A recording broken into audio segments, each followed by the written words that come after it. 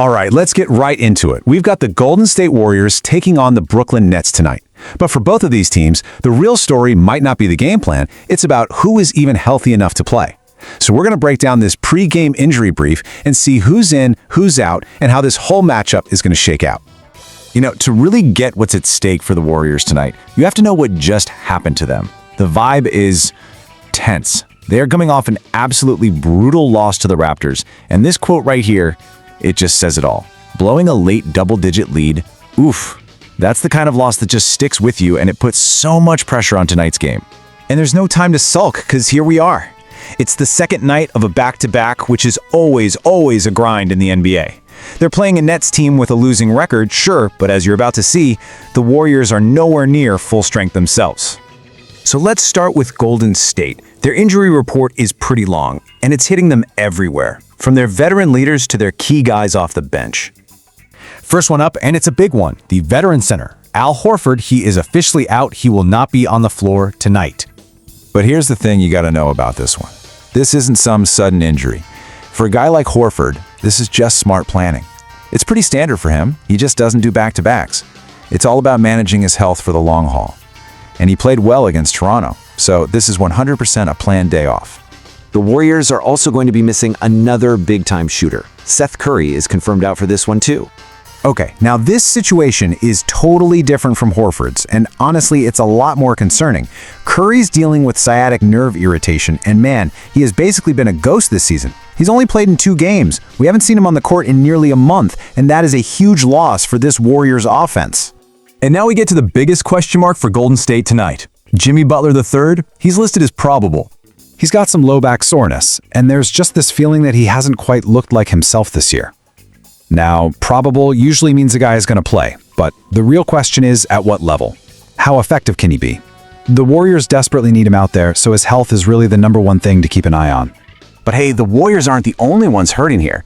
Let's flip it over to the other side because the Brooklyn Nets have their own roster headaches to deal with coming into this game. For the Nets, their first-round pick from this year's draft, the rookie Ben Saraf, he will not be available.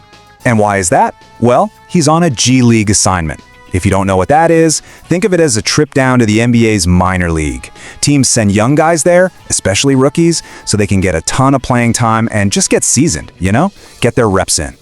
And this number right here tells you exactly why he's getting that seasoning. His field goal percentage so far this season, a tough 35.5%. That number really shows you the struggle he's had adjusting to the pros, and the G League is the perfect place to work through that. And if we look a little closer, it gets even tougher. The kid's only 19, and he's shooting just 27.3% from 3. He hasn't even played for the main team since the beginning of December. So yeah, this is all about getting his confidence and his shot right. All right, another guy who's confirmed out for Brooklyn is Haywood Highsmith. Highsmith is still kind of a mystery to Nets fans. They got him in a trade way back in August, but he had knee surgery right before the season started. So believe it or not, he still hasn't even made his debut for the team. And just like the Warriors, the Nets have their own important game-time decision. Role player Ziaire Williams is listed as probable. So Williams is dealing with a sprained ankle, which kept him out of Brooklyn's last game.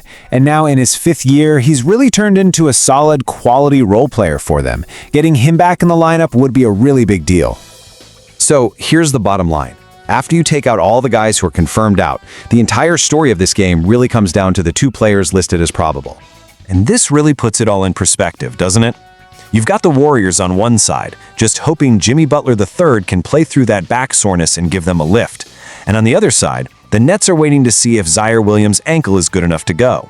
Seriously, whether these 2 guys play and how well they play could be the thing that decides this game.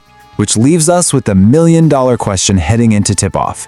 With a veteran like Horford on a planned rest day, and with key players like Butler and Williams all banged up, this game might not be won by the usual stars. It's probably going to be decided by who steps up. Who's going to fill that void? I guess we'll just have to watch and see.